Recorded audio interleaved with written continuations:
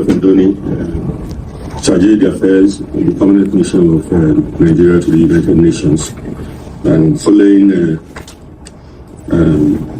deliberations at the Inter Parliamentary Union Women Parliamentary meeting, some remarks were made by a Nigerian, and following the remarks, we have the Chairman, House Committee on Women and Social Development, Honorable Kafilat Adetola Obara, to also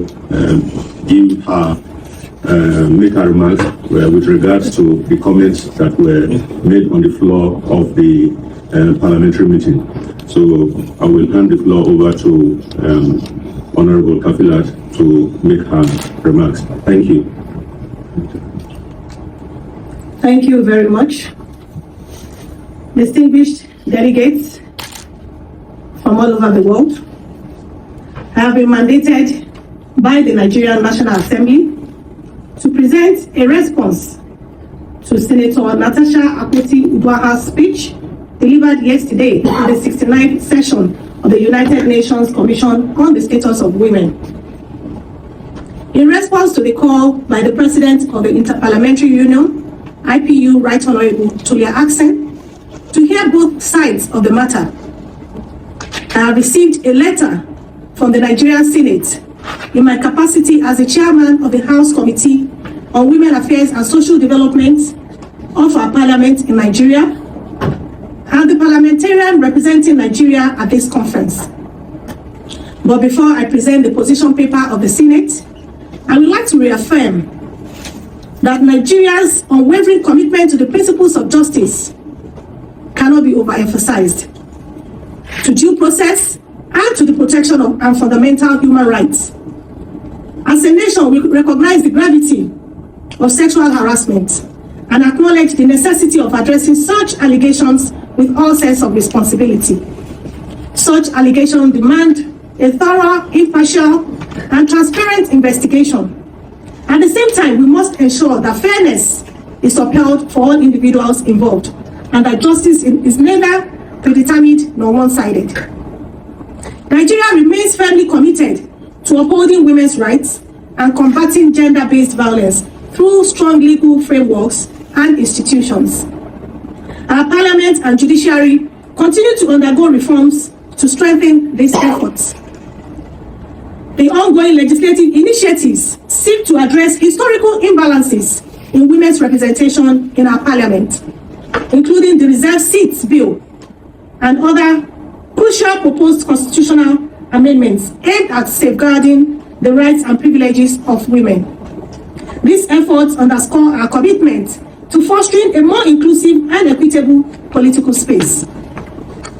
Throughout my career, I have consistently advocated for human and particularly women's rights. I firmly believe that every individual, regardless of their gender, status, or affiliation, is entitled to justice and fairness. The allegations against the Nigerian Senate and the Senate President, Gross Misconduc'not, raised during the IPU conference yesterday have garnered significant attention both within Nigeria and internationally. Senator NATASHA has expressed concerns regarding what she perceives as unfair treatment following the presentation of these serious claims. However, it is equally important to acknowledge that the Senate President, in his official capacity, has strongly denied these allegations. In the spirit of transparency and fairness, I now wish to read this letter from the Senate in its entirety, and it is crucial that all perspectives are heard and that all aspects of the situation are duly considered. After the presentation of the position paper of the Nigerian Senate, it is important to recognize that both the allegations made and the responses provided are serious matters that require careful and unbiased scrutiny. This issue, which remains sub judice, involves multiple elements, including allegations of sexual harassment and potential violations of Senate rules. While it is necessary to engage in introspection and understand any potential connections, these matters must also be considered separately. It is imperative that we uphold the principles of fairness and ensure that no individual is prematurely judged without a transparent and impartial process. Therefore, I call for the following actions: a thorough and unbiased investigation ensuring that all claims and defenses are examined fairly and transparently. Protection of all parties involved, safeguarding the rights of all individuals and preventing any form of intimidation or retaliation. 3. Accountability and transparency, upholding institutional integrity by ensuring that due process is rigorously followed. As representative of the people, it is our duty to ensure that a fair and transparent resolution is achieved. Most importantly, ensuring that we uphold justice, fairness, and posterity to judge us right. Thank you. I will now go straight to the position paper of the Senate.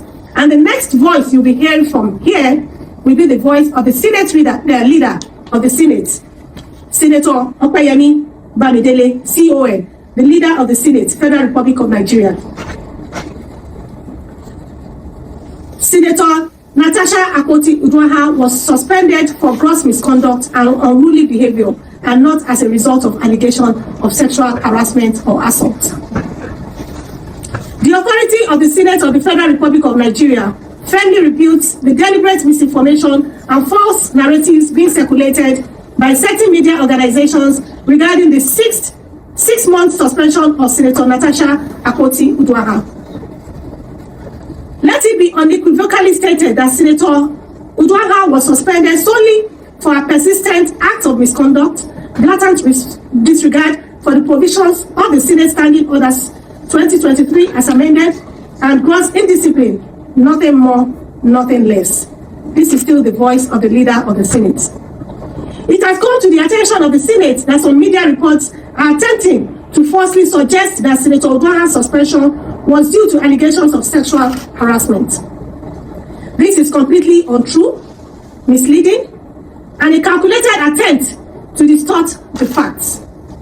If Senator Udwaha had strictly followed our guiding principles, the Senate would have treated her petition based on merit in line with its practice, but she never obeyed the established practices of the institution where she was serving. The facts of the suspension. This is still the voice of the Senate leader.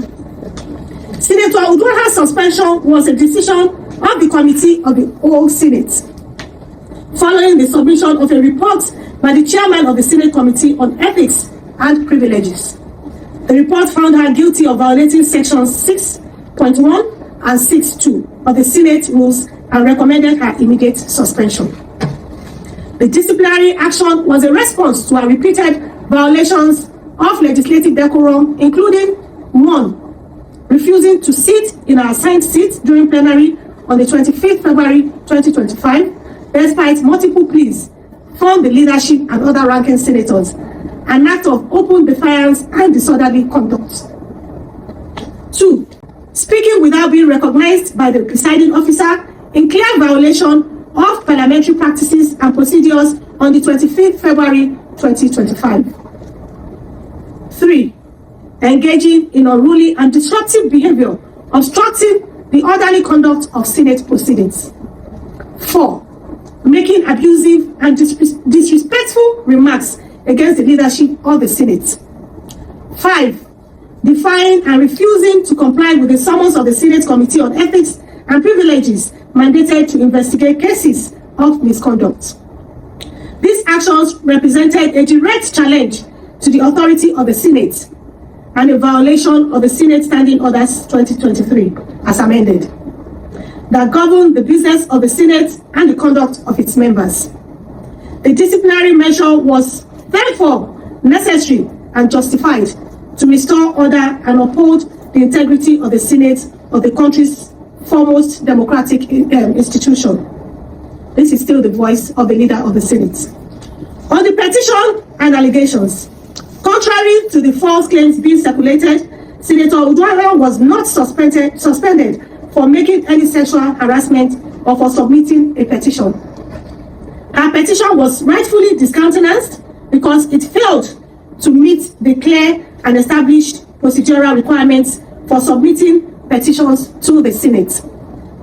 The rules of the Senate apply to all members without exception, and no petition, regardless of its subject, can be considered if it does not follow due process. To suggest that a suspension was linked to a petition is not only a distortion of facts, but an intentional and malicious attempt to mislead the public. This is still the voice of the leader of the Senate. Condemnation of misleading media reports. The Senate strongly condemns the irresponsible and unethical reporting by some media organizations that have deliberately twisted the facts to suit a false narrative. This coordinated misinformation campaign is nothing more than an attempt to politicize a disciplinary action that was strictly based on clear violations of Senate Standing Orders 2023 as amended. It is reckless, misleading, and a disservice to the people of the Federal Republic of Nigeria and the whole world who deserve truthful and factual reporting. We therefore urge all foreign correspondents and responsible media houses to correct these misrepresentations and avoid propagating falsehood that undermine the integrity of Nigeria's legislative process. This is still the voice of the leader of the Senate. Conclusion. The Senate remains committed to upholding discipline, order, and parliamentary ethics. No senator, I repeat, no senator, regardless of status, gender, or political affiliation, is above the rules of the Senate. Senator Uduagha's suspension was a direct consequence of her actions and nothing else. We urge the public and the media to disregard any false reports suggesting otherwise, and to always seek the truth before spreading politically motivated narratives. Signed, Senator Bamidele Okoyemi, CON, Leader of the Senate, Federal Republic of Nigeria. Thank you very much.